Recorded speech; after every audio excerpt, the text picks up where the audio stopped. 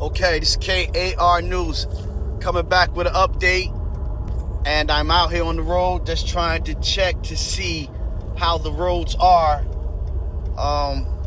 Supposed to drop my kid off this evening, and my child's mom want me to drop him off earlier, so I want to check the roads to see if it's safe for travel with my precious cargo.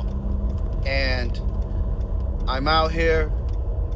If you do have to be out here, and I can't imagine what for, unless it's something, like going to the hospital,